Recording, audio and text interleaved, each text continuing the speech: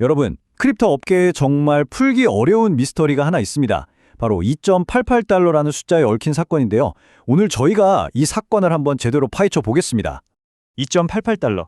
이게 불과 몇 년 전에 더 그래프 토큰, 그러니까 GRT가 찍었던 역대 최고가입니다. 이때 정말 다들 열광했었죠? 그런데 지금은 어떨까요?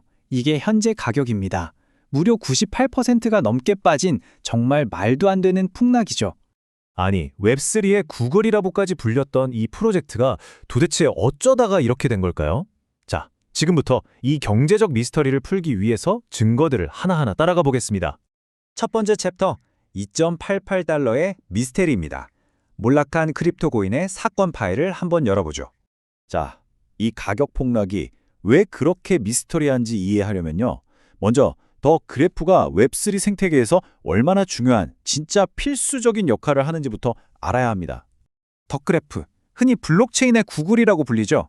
그러니까 구글이 인터넷 정보를 누구나 쉽게 검색할 수 있게 만든 것처럼 더 그래프는 이더리움이나 솔라나 같은 수많은 블록체인 데이터를 쉽게 꺼냈을 수 있도록 만들어주는 그런 탈중앙화 프로토콜입니다.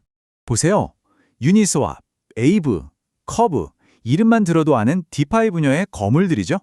이런 프로젝트들이 매일같이 더 그래프의 인프라 없이는 사실상 제대로 돌아가기 힘듭니다. 그 외에도 수천 개의 디앱들이 의존하고 있고요. 처리하는 양도 어마어마합니다. 2025년 4분기, 딱 한 분기 동안 처리한 쿼리 수가 무려 116억 건이에요. 이 숫자만 봐도 이 도구가 얼마나 생태계의 핵심인지 바로 감이 오시죠? 게다가 투자자들도 쟁쟁합니다. 코인베이스 벤처스, 멀티코인 캐피털. 업계에서 가장 똑똑하다고 하는 돈이 2억 500만 달러 이상 들어왔어요. 이렇게 기술력도 있고 사용처도 확실하고 투자도 빵빵한 프로젝트가 왜 무너졌을까요? 미스테리가 점점 더 깊어집니다. 자, 그럼 이제부터 본격적으로 수사를 시작해보죠. 이 경제 모델을 파헤치면서 유력한 용의자를 찾아볼 텐데 여기서부터가 정말 흥미진진합니다. 가장 먼저 지목할 그리고 가장 유력한 용의자는 바로 이 프로젝트 자체의 경제 모델, 즉 토크노믹스입니다. 이 차트를 보시면 문제가 한눈에 보입니다. 네트워크를 운영하는 사람들, 그러니까 데이터 제공자들이 받는 보상이 있잖아요. 그 보상의 무려 99%가 실제 사용자들이 내는 수수료가 아니에요. 그럼 뭐냐? 새로 찍어내는 토큰, 바로 인플레이션에서 나온다는 겁니다. 이건 월급의 99%를 중앙은행이 돈을 막 찍어서 주는 거나 마찬가지인 상황인 거죠. 상황을 더 악화시키는 요인들이 몇 가지 더 있습니다. 먼저 GRT 토큰은 발행량에 상한선이 없어요. 무제한 공급이죠. 거기다 매년 약 3%씩 새로운 토큰이 계속 시장에 풀립니다. 물론 일부 수수료를 소각하긴 하지만 이 엄청난 인플레이션을 막기엔 턱없이 부족하고요. 결국 이런 구조가 계속해서 가격을 짓누르는 압력으로 작용하는 겁니다. 수사는 여기서 끝나지 않습니다. 두 번째 용의자는 바로 중앙화에 대한 우려입니다. 탈중앙화 프로토콜이라고 하는데 과연 정말 그럴까요? 이 그래프를 보면 전체 토큰 공급량의 거의 절반, 45%가 소수의 3위 지갑에 집중되어 있습니다. 이건 소수의 고래들이 마음만 먹으면 시장에 엄청난 영향을 끼칠 수 있다는 뜻이라 경고등이 켜질 수밖에 없는 상황이죠. 자, 그럼 시장은 이런 상황을 어떻게 보고 있을까요? 기술적 분석을 한번 해보죠. 근데 이상합니다. 시장이 보내는 신호가 완전히 뒤죽박죽이에요. 차트를 보면 정말 혼란스럽습니다. 단기적으로는 이제 바닥 찍고 오를 거야 하는 긍정적인 신호들이 막 보여요. 그런데 동시에 장기적인 관점에서는 아직 멀었어, 계속 하락 추세야 라는 아주 강력한 경고 신호가 나타나고 있습니다. 한마디로 단기 투자자와 장기 투자자의 관점이 완전히 충돌하고 있는 거죠. 이러니 투자자들은 헷갈릴 수밖에 없죠.